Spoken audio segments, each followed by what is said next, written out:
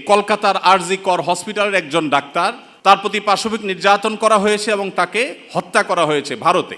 কলকাতায় হয়েছে কি আর তারা দাবি করছে কি? এখনো দেশের কিছুই ঠিক হয় নাই, কত জটিল অবস্থা। এখনো পুলিশ ভালো করে তাদের কাজে যোগদান করতে পারেনি, এখনো স্থবিরতা আছে, স্টাবল হচ্ছে না। সবাই সর্বাত্মক সহায়তা করছে, আমরা সবাই সহায়তা করছি। এই শুরুতে এসেই দেখেন তারা একটা পর একটা দফা দিচ্ছে এবং সেখানে এদের দফার সাথে দফা দেওয়ার জন্য, দাবি দেওয়ার জন্য উপদেষ্টা মহোদয় তাদেরকে বলছেন এবং বলছেন ঝাঁপিয়ে পড়বেন তিনি এই দাবিগুলো বাস্তবায়ন করবার জন্য।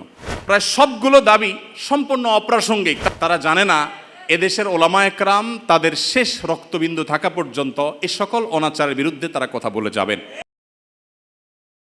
আপনারা গতকালকের একটা নিউজ হয়তো অনেকে দেখেছেন যে কলকাতার আরজি কর হসপিটালের একজন ডাক্তার, একজন নারী চিকিৎসক, তার প্রতি পাশবিক নির্যাতন করা হয়েছে এবং তাকে হত্যা করা হয়েছে ভারতে। এটার প্রতিবাদে ঢাকা ইউনিভার্সিটিতে একটা আয়োজন হয়েছে 16 আগস্ট রাতে, এবং সেই আয়োজনে বর্তমান অন্তর্বর্তীকালীন সরকারের একজন উপদেষ্টা, সমাজ কল্যাণ উপদেষ্টা, তিনি উপস্থিত হয়েছেন। এস মুর্শিদ ওনার নাম। তিনি সেখানে উপস্থিত হয়ে তাদেরকে বলেছেন যে তোমরা কিছু দাবি দাওয়া পেশ করো, কিছু দাবি দাওয়া দাও তোমরা, যে দাবি দাওয়াগুলো বাস্তবায়নের জন্য আমরা ঝাঁপায়ে পড়ব। তিনি প্রকাশ করছেন যে আমরা ঝাঁপায়ে পড়ব তোমাদের সেই দাবি দাওয়া বাস্তবায়ন, তোমরা সেগুলো দাও। দাবি দাওয়া তো রেডি ততক্ষণে, তিনি দিতে বলছেন এবং বলছেন যে ঝাঁপায়ে পড়ব আমরা। এবং তিনি আরও কিছু কথা সেখানে বলেছেন, আমি সেগুলোতে আর যাচ্ছি না। তার পুরো কথার খোলাসা হলো যে পুরা তার কাছে যে সরকারি শক্তি আছে, তার পুরো ডিপার্টমেন্ট ঝাঁপায়ে পড়বে সেগুলো বাস্তবায়ন করবার জন্য। শুধু তাদেরকে উৎসাহ দিচ্ছেন, তিনি অনুপ্রাণিত করছেন যে তোমরা সেগুলো দাও। তারা দিয়েছে। তারা কি দিয়েছে? 13টা দফা বা দাবি দিয়েছে। এই 13টা দফা দাবির ভিতরে আমি যদি একটু পড়ে শোনাবার চেষ্টা করি, এর ভিতরে একটা দাবি ছিল 3 নম্বরের, সেটা হলো ধর্ম, গোত্র এবং বর্ণের ঊর্ধ্বে গিয়ে প্রতিটি লিঙ্গের মানুষের সম্পত্তিতে সমান অধিকার দিতে হবে। এটা আমাদের প্রচলিত আইন বিরুদ্ধ যেমন, তেমনি এদেশের সংখ্যাগরিষ্ঠ মানুষ মুসলমানদের কোরআনে কারিমের সুস্পষ্ট বিধানের হুবহু বিপরীত। এর আগে বিভিন্ন সরকার যেটা চেষ্টা করেছে, করতে পারে নাই। এখন বৈষম্য দূর করবার নাম দিয়ে কলকাতায় হয়েছে কি আর তারা দাবি করছে কি? কলকাতায় হয়েছে একজন নারী চিকিৎসক পাশবিক নির্যাতনের শিকার হয়েছেন, তাকে খুন করা হয়েছে। পৃথিবীতে মুসলমানরা নারীদের অধিকার নিয়ে যখন কথা বলেছে, তখন আজকালকার নারীবাদীদের জন্ম হয় নাই।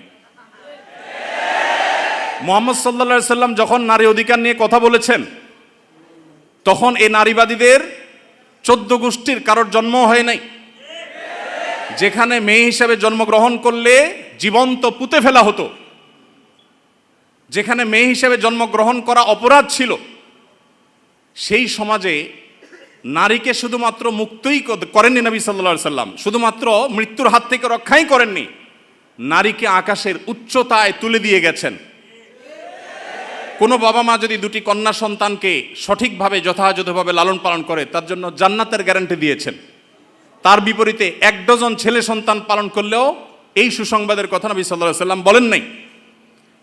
তো সেই মুসলমানদেরকে যদি নারীদের অধিকারের সবক শুনাতে আসা হয়, তো সেটা দুর্ভাগ্যজনক বিষয় ছাড়া আর কিছুই না। ভাইরা আমার, এখানে আপনারা দেখতে পাচ্ছেন হয়েছে একজন নারী চিকিৎসকের প্রতি জুলুম, নির্যাতন, সেটার প্রতিবাদ হবে। কিভাবে তার জুলুম থেকে রক্ষা করা যায় সেটা বলা হবে।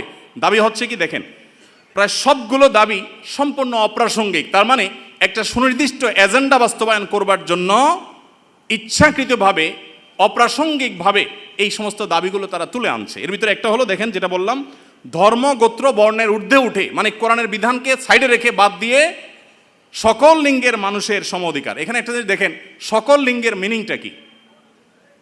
সকল লিঙ্গ মানে কি? নারী পুরুষ? জি না। মূলত সমকামিতার কথা সরাসরি না বলে এই যে সকল লিঙ্গ, তারপরে যে আপনার জেন্ডার ডাইভার্সিটি, জেন্ডার বৈচিত্র্য, লিঙ্গ বৈচিত্র্য, এগুলো সবগুলোর মিনিং হলো যে এখানে তারা সমকামিতাকেও একটা লিঙ্গ হিসাবে, সমকামীদেরকে একটা লিঙ্গ হিসাবে, ট্রান্সজেন্ডারদেরকে একটা লিঙ্গ হিসাবে এখানে প্রবেশ করাচ্ছে, সরাসরি বলছে না। তো যাই হোক, এখানে কোরআন কারীমের আয়াতের বিধান থেকে আমাদেরকে, সারা দেশের মানুষকে সরে আসার জন্য আহ্বান করছেন।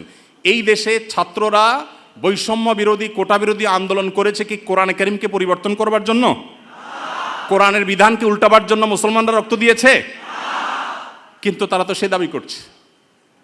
আমাদের ছাত্রদের, আমাদের মুসলমানদের রক্তকে তারা কিসের বিনিময়ে বিক্রি করছে দেখেন। দ্বিতীয় দাবি দেখেন, ইউনিফর্ম ফ্যামিলি কোড চালু এবং তার বাস্তবায়ন করতে হবে। এটার সহজ কথা হলো যে মুসলিম পারিবারিক আইন যেটা আছে এটা তুলে দিতে হবে এবং তারা যে সমাজ চায় সেই সমাজ সোজা কথা বাস্তবায়ন করতে হবে, যেটা এদেশের সংখ্যাগরিষ্ঠ মানুষের চিন্তা, দর্শন, মূল্যবোধের পরিপন্থী।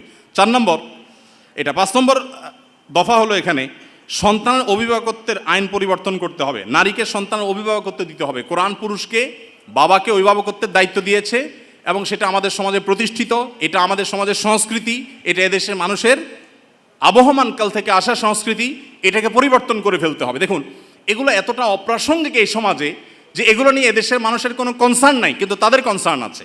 দেখেন, 5 নম্বর হলো সন্তানের অভিভাবকত্বের আইন পরিবর্তন। 7 নম্বর হলো নারী, আদিবাসী, প্রতিবন্ধী এবং ভিন্ন লৈঙ্গিক পরিচয়ের মানুষকে, দেখেন নারী আসছে, আদিবাসী আসছে, প্রতিবন্ধী আসছে, এরপরে আবার নারীর পরে আবার ভিন্ন লৈঙ্গিক পরিচয়ের মানুষ বলতে কি বোঝানো হয়? পুরুষ এবং মহিলা ছাড়া ভিন্ন লিঙ্গ এর পরিচয় দেয় যারা, তারা কারা? ট্রান্সজেন্ডার, আরো সহজ করে বলতে গেলে সমকামী। কারণ একজন পুরুষ যখন নিজেকে নারী ঘোষণা করে তখন তিনি আরেকটা পুরুষের সাথে বিয়ে বসে, কারণ তিনি ঘোষণা করছেন নিজেকে নারী, এখন একটা পুরুষের সাথে বিয়ে বসেন। যখন একটা ছেলেকে বিয়ে করেন তিনি, তখন আগে থেকেই তো তিনি পুরুষ, এখন একটা ছেলেকে বিয়ে করলেন, তাহলে সমান সমান কি দাঁড়ালো? সমকামী। তো এই সমকামিতা এদেশে মানুষকে গিলানো সহজ হবে না, সেজন্য এই সমস্ত শব্দের মায়ের পেশ তারা দিচ্ছে। আপনি দেখেন প্রতিটা দফায় হয়েছে কলকাতায় কি আর তারা দাবি করছে কি। তো এই যে ব্যাপারটা দেখেন, এখানে তারা বলছে যে নারী, আদিবাসী, প্রতিবন্ধী এবং ভিন্ন লৈঙ্গিক পরিচয়ের মানুষদের প্রতিনিধিত্বের জন্য যৌক্তিক অনুপাতে কোটা বরাদ্দ দিতে হবে। যে কোটা বিলুপ্তির জন্য এত কিছু, সেই ছাত্রদের করা সরকারের উপদেষ্টা এখন কোটা চাচ্ছেন সমকামীদের জন্য। বলেন, এই মানুষগুলো যারা শারীরিকভাবে সুস্থ সবল, তারা নিজের মেধায় তো লড়তে পারেন, কিন্তু এখানে নারীদের জন্য শুধু কোটা চাচ্ছেন তিনি তা না, তিনি ভিন্ন লৈঙ্গিক পরিচয় ধারণকারী মানুষদের অর্থাৎ সমকামীদের জন্য তিনি কোটা চাচ্ছেন। সমকামীদের শুধু বৈধতা দেওয়ার কথা বলছেন না, তাদের জন্য কোটা রাখার দাবি করা হচ্ছে। আচ্ছা দেখেন, এরপরে আমরা দেখতে পাচ্ছি যে 8 নম্বর যে দাবি, সে দাবিতে লেখা আছে যে বলা হয়েছে যে 1860 সালের গর্ভপাতের আইন বাতিল করতে হবে, নারীকে গর্ভপাতের পরিপূর্ণ স্বাধীনতা দিতে হবে। মানে জেনা ব্যভিচার হবে, অসামাজিক কার্যকলাপ হবে, মনে চাইলে গর্ভপাত করবে, এই বিষয়গুলো ইজি করে ফেলতে হবে, সোজা কথা। তো গর্ভপাতের মাধ্যমে যে ভ্রূণ হত্যা করা হয়, এটা কি হত্যা না? হত্যা না? তো মানবতার ধ্বজাধারীরা দাবি করছেন কিসের? যে একটা মানব ভ্রূণ হত্যা করার অনুমতি দিতে হবে, স্বাধীনতা দিতে হবে। এ দাবি করছেন কারা?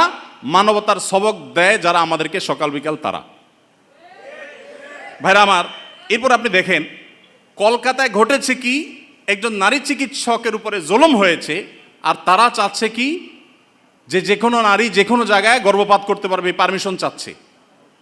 তার মানে যত রকমের অবৈধ সম্পর্ক আছে, জেনা ব্যভিচার আছে, এগুলো করে যাতে কারো টেনশন করতে না হয়, সে রাস্তা যাতে সুগম হয়, সেটা তারা চাচ্ছে। কলকাতা হয়েছে কি আর তারা দাবি করছে কি? আচ্ছা, এরপরে দেখেন 9 নম্বর দাবি করেছে তারা, নারী এবং লৈঙ্গিক বৈচিত্র্যের মানুষের জন্য সমান কর্মসংস্থানের সুযোগ দিতে হবে এবং নিরাপদ কর্মসংস্থানের নিশ্চয়তা দিতে হবে। তার মানে নারী এবং লৈঙ্গিক বৈচিত্র্যের মানুষদের কথা বলা হচ্ছে এখানে। পুরুষ তো আছেই, মহিলা পুরুষের বাদে আবার বিভিন্ন লৈঙ্গিক পরিচয়ের ধারণকারী মানুষদের জন্য কর্মসংস্থানে বিশেষভাবে তাদের জন্য সুযোগ দিতে হবে, পরিবেশ করতে হবে। তার মানে কি নারী পুরুষ ছাড়া আর কি আছে? ট্রান্সজেন্ডার বা সমকামী। যদি আপনি বলেন না আমি এখানে তৃতীয় লিঙ্গ বুঝেছি, তাহলে তৃতীয় লিঙ্গ বলতে আপনার সমস্যা কি? লৈঙ্গিক বৈচিত্র্য শব্দ বলতে কতগুলো অক্ষর ব্যবহার করতে হয়েছে, উচ্চারণ করাও তো একটু কঠিন। আপনি তৃতীয় লিঙ্গে বলতে সমস্যা কোথায়? হিজড়া বলতে যদি আপনি না চান, না বললেন। তৃতীয় লিঙ্গ তো আমাদের এদেশের স্বীকৃত ভাষা, সংবিধানের ভাষা, তাহলে সেটা ব্যবহার করতে অসুবিধা কোথায়? তার মানে এটা তাদের উদ্দেশ্য না। আমি তো দায়িত্ব নিয়ে বলতে পারি এটা তাদের উদ্দেশ্য। তাদের উদ্দেশ্য হলো সমকামী বা ট্রান্সজেন্ডারদেরকে তারা সমাজে প্রতিষ্ঠা করবার অপচেষ্টায় লিপ্ত। ভাইরা আমার, এখনো দেশের কিছুই ঠিক হয় নাই, কত জটিল অবস্থা। এখনো পুলিশ ভালো করে তাদের কাজে যোগদান করতে পারেনি, এখনো স্থবিরতা আছে, স্টাবল হচ্ছে না। সবাই সর্বাত্মক সহায়তা করছে, আমরা সবাই সহায়তা করছি। এই শুরুতে এসেই দেখেন তারা একটা পর একটা দফা দিচ্ছে এবং সেখানে এদের দফার সাথে দফা দেওয়ার জন্য, দাবি দেওয়ার জন্য উপদেষ্টা মহোদয় তাদেরকে বলছেন এবং বলছেন ঝাঁপিয়ে পড়বেন তিনি এই দাবিগুলো বাস্তবায়ন করবার জন্য। এরপরে 10 নম্বর দাবি দেখেন, প্রতিটি ভিন্ন ভিন্ন লৈঙ্গিক পরিচয়ের মানুষের রাষ্ট্রীয় পরিচয়পত্রে তার লৈঙ্গিক পরিচয়ের স্বীকৃতি থাকতে হবে। তার মানে পুরুষ, মহিলা, ট্রান্সজেন্ডার বা সমকামী এটা থাকতে হবে। পুরুষ মহিলা তো আছেই, তাহলে প্রতিটি লৈঙ্গিক পরিচয় ধারণকারী মানে কি বুঝাচ্ছেন আপনি? আপনি বলেন যে পুরুষ, মহিলা, হিজড়া বা তৃতীয় লিঙ্গ, এটা তো হয়ে যায়, কিন্তু প্রত্যেকটা মানে কি? প্রত্যেকটা লিঙ্গ পরিচয় ধারণকারী মানুষের মিনিং হলো এটা। বিগত আমলে আমাদের স্কুলে, এমনকি আলিয়া মাদ্রাসার পাঠ্যপুস্তকে যে পাতায় পাতায়, লাইনে লাইনে, পৃষ্ঠায় পৃষ্ঠায় যে সমকামিতার কুশিক্ষা, এই অপসংস্কৃতি এবং বস্তাপচা সস্তা এই চিন্তাধারা এবং বিকৃত ব্যবস্থাপনাকে যারা এই সমাজে পুশ করার চেষ্টা করছে, আমাদের সমাজে এর বাইরে হাজারটা বিষয় আছে, সেগুলো নিয়ে তাদের কোনো মাথা ব্যথা নেই। আবার সেই একই জিনিসের পদধ্বনি আমরা এখনই শুনতে পাচ্ছি। ভাইরা আমার, 11 নম্বর দাবি ছিল তাদের, সব ধরনের লৈঙ্গিক বৈষম্যকারী আইন বাতিল করতে হবে। সব ধরনের লৈঙ্গিক বৈষম্যকারী আইন বাতিল করতে হবে। ওই যে মেয়েদের, ছেলেদের মিরাসের যে আইন আছে সেটা বাতিল করতে হবে।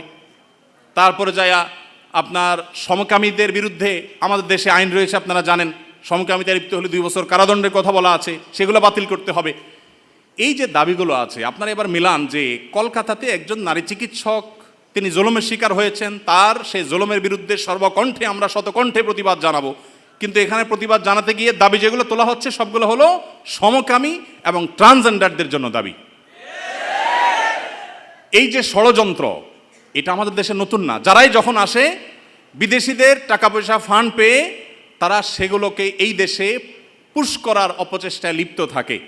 তারা জানে না এদেশের ওলামা একরাম তাদের শেষ রক্তবিন্দু থাকা পর্যন্ত এ সকল অনাচারের বিরুদ্ধে তারা কথা বলে যাবেন। এদেশের ওলামা একরাম, এদেশের দিনদার মানুষের কোনোদিন এটা বাস্তবায়ন হতে দিবে না।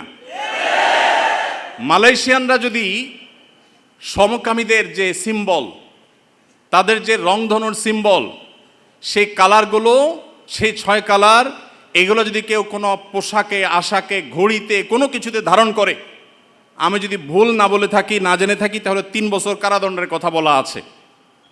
তো মালয়েশিয়ান গভর্নমেন্ট যদি এটার বিরুদ্ধে এত শক্ত অবস্থানে থাকার পরেও তারা উন্নতির চরম শিখরে পৌঁছে যায়, আমরা তাদের কাছে চাকর হওয়ার জন্য লালায়িত থাকি, তাহলে এরা আমাদেরকে কোথায় নিয়ে যেতে চায়? একজন উপদেষ্টা মহোদয় তিনি বর্তমানে আমাদের প্রচলিত আইন, সংবিধানে থাকা জিনিসের বিরুদ্ধে, সবচেয়ে বড় কথা হলো আইন সংবিধানের চেয়েও বড় জিনিস হলো এদেশের সকল ধর্মের মানুষের কাছে ঘৃণিত একটা বিষয়কে সমাজে স্টাবলিশ করবার জন্য রীতিমতো প্রকাশ্যে এখন তারা নেমেছেন। এখন একজন আলেম হিসাবে, একজন দায়ী হিসাবে আমাদের বুদ্ধিবৃত্তিকভাবে এই সকল ষড়যন্ত্র মোকাবেলা করতে হবে। আমরা এদেশের বৈষম্যের বিরুদ্ধে, যত প্রকার বৈষম্য আছে সেই বৈষম্যের বিরুদ্ধে ওলামা একরাম কথা বলেছেন। সবচেয়ে বেশি বৈষম্যের শিকার তো আলেম সমাজে দেশে। আলেমদের চাইতে, দাড়ি টুপি এবং হিজাবের চাইতে বেশি বৈষম্য এদেশে কার প্রতি হয়েছে? আমাদের এই সমাজে শুধুমাত্র এই স্বাধীনতার পর থেকে না, ব্রিটিশ আমল থেকে শুরু হয়েছে। ওলামা একরাম এবং দিনদার মানুষ তারা এই সমাজে সবচেয়ে নিগৃহীত, সবচেয়ে নিষ্পেষিত। একটা বাজেট ঘোষণার পর বাজেট নিয়ে কেমন বাজেট হয়েছে, বাজেট ভাবনা জানতে চায় বিভিন্ন মিডিয়াগুলো, আপনি জানেন। টকশো যেরকম হয়, অনেক সময় দেখা যায় বাহিরে তারা সাধারণ মানুষের, জনমানুষের বাজেট ভাবনা তারা জানতে চায়। একজন রিকশাওয়ালাকেও জিজ্ঞাসা করে, রিকশাওয়ালা ভাই, এই যে বাজেট সম্পর্কে আপনার কোনো মন্তব্য আছে কিনা? কিন্তু আপনারা অবাক হবেন, আজ পর্যন্ত বাজেট নিয়ে কোনো আলেমের বক্তব্য কোনো মিডিয়া আমার জানা মতে জানতে চাই নাই যে আলেমদের ভাবনা কি। আলেমদের কোনো ভাবনা থাকতে পারে না? এদেশের 3.25 লক্ষ মসজিদ, 3.25 লক্ষ মসজিদের প্রত্যেকটা মসজিদে যদি 150 করে মুসল্লি থাকে, তাহলে 3.25 লক্ষ মসজিদের ইমাম সাহেবরা, আলেমরা তারা কমপক্ষে 4 কোটি মানুষের নেতৃত্ব দিচ্ছেন। এত বিশাল জনগোষ্ঠীর মানুষকে ইগনোর করতে করতে করতে করতে আপনারা একেবারে দেয়ালে পিঠ ঠেকিয়ে দিয়েছেন।